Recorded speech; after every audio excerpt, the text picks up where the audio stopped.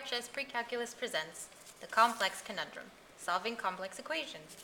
Our goal today is to learn how to add, subtract, and multiply complex equations and solve accompanying practice problems. Our first concept today will be adding complex numbers together. To add two complex numbers, you add the real and the imaginary parts of the numbers separately. This is known as the commutative property or combining like terms. For example, with 5 plus 4i plus 6 plus 2i, the first step would be removing the parentheses so it looks like 5 plus 4i plus 6 plus 2i. Then combine like terms. 5 plus 6 plus 4i plus 2i. Once like terms are combined, write the complex number in standard form, which is stated as a plus bi. Therefore, the answer is 11 plus 6i, because 5 plus 6 is 11 and 4i plus 2i is 6i.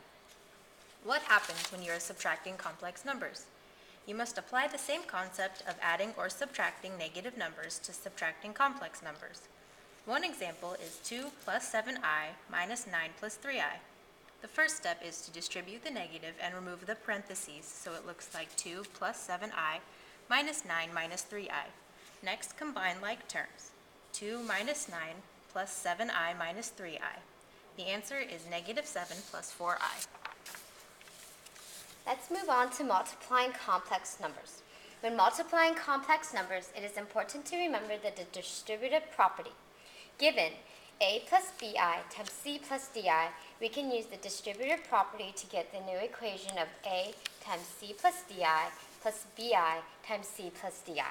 This is similar to the FOIL method and is useful when multiplying numbers. FOIL stands for first, outside, inside, and last, which indicates the terms that are being multiplied together. Once the distributive property has been applied, you can combine like terms. Another tool that will be helpful for solving this problem is this chart, which shows the different powers due to the value of I to the first equals I squared equals negative 1, I cubed equals negative I, and I to the fourth equals 1.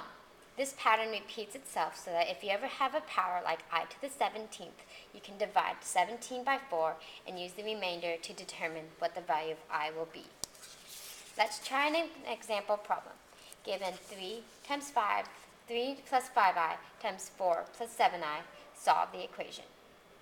The first step is to use the distributive property, so the equation becomes 3 times 4 plus 7i plus 5i times 4 plus 7i. Then distribute. This equals 12 plus 21i plus 20i plus 35i squared. The next step is to combine like terms so that the equation becomes 12 plus 41i plus 35i squared. We know that I squared equals negative 1, so 35 times negative 1 equals negative 35. We can add negative 35 and 8 together so that the final equation answer will be negative 23 plus 41i. In conclusion, we hope that this conundrum of complex numbers is a conundrum no more. Thank you.